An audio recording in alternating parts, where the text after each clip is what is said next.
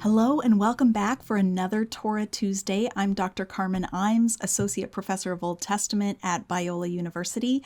I'm excited today because in today's video, we're going to be starting a new chapter, Exodus chapter 24. We're going to cover the first 3 verses and some kind of orienting thoughts about this whole chapter. And if you watch to the end, I have a fun personal announcement. So this chapter is a continuation of the divine speech that we've been listening to for several chapters. So we first had God giving the 10 Commandments or Decalogue to all Israel. They all heard it with their own ears at Mount Sinai in chapter 20 up to verse 17.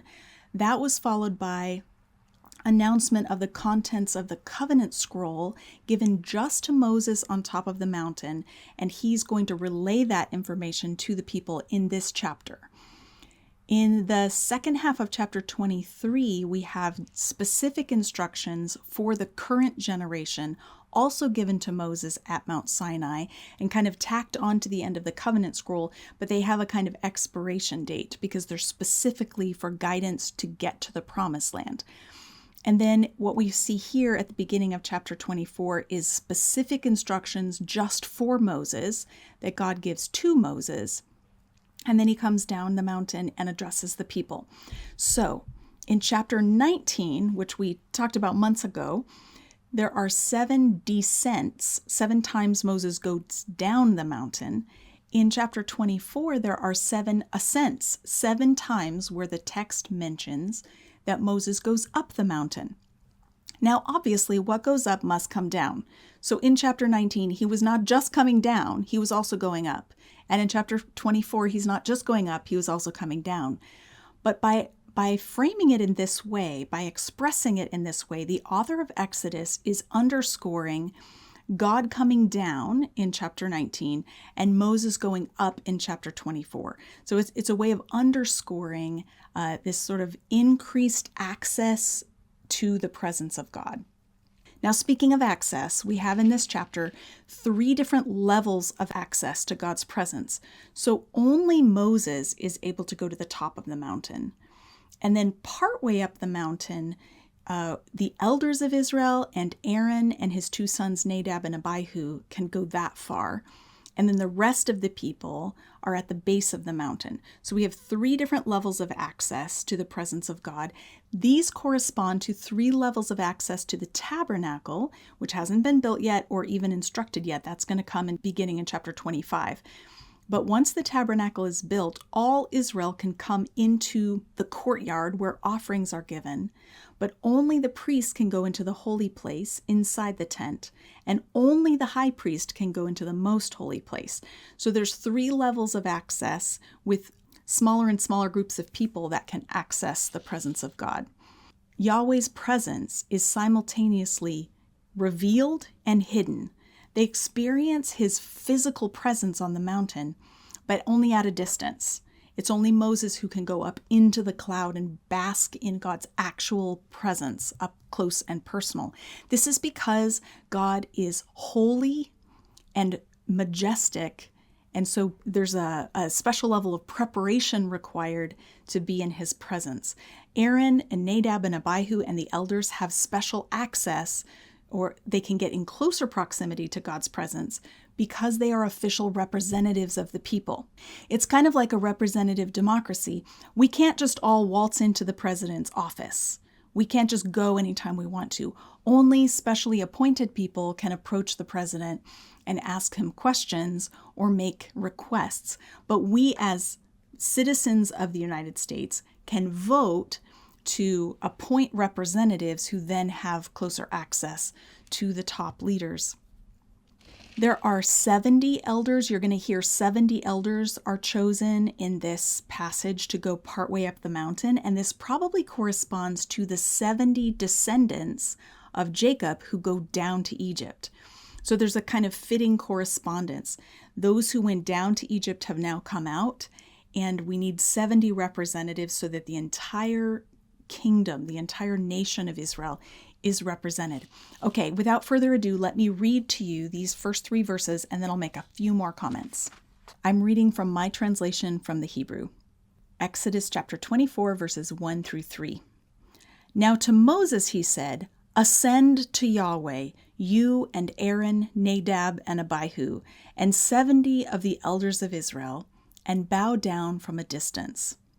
Moses alone is to draw near to Yahweh, but as for them, they shall not come near, and as for the people, they shall not ascend with him."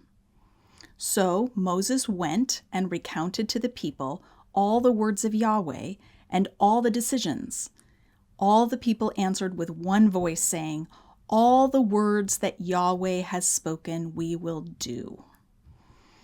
Okay, so I hope you noticed the word ascend. We've heard it twice already in this chapter, in verses 1 and 2. Ascend to Yahweh, and they shall not ascend to Yahweh, the rest of the people. I hope you also noticed that when Moses goes down the mountain, it just says he went. It doesn't say he went down. Again, the emphasis of the chapter is on going up, so that the movement downward is not emphasized. This is the moment in verse 3 where the people are finally hearing all of the laws and instructions that Moses got on the mountain, the ones that we've taken weeks and weeks to go through in these videos. It says Moses went and recounted to the people all the words of Yahweh and all the decisions.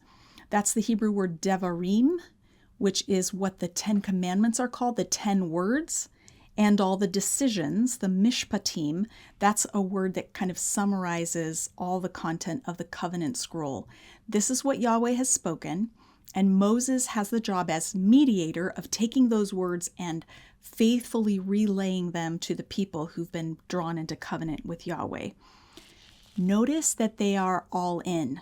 They say with one voice, all the words that Yahweh has spoken, we will do. This is the second of 3 times that they will make a statement just like this. In 19 verse 8, in response to Moses' first relayed information from Yahweh, the one about them being a kingdom of priests and holy nation, God's treasured possession, they say, everything Yahweh has said we will do. They say exactly that again in 24 verse 7. We're not quite there yet. Everything Yahweh has said we will do. So the first and third affirmations are identical. And in this passage that I've just read, we have the middle one that emphasizes the words that Yahweh has said. So all the words Yahweh has said we will do.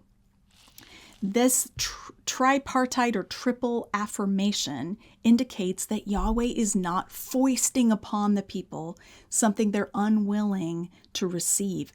They are all in. They are agreeing to the terms of the covenant. They do not find this unreasonable. They do not feel like it's being forced on them. They are delighted to be part of this agreement with Yahweh.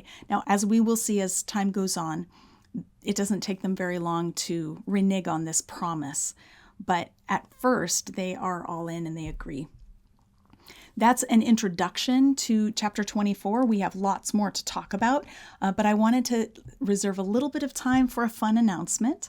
I learned today that I've been awarded tenure at Biola University, and I learned last week that I was given the Provost Faculty Award for Excellence in Scholarships. I wanted to show you the certificate and thank you, because one of the reasons I received this award is that I have this YouTube channel and that you're all watching and learning from my scholarship on a weekly basis.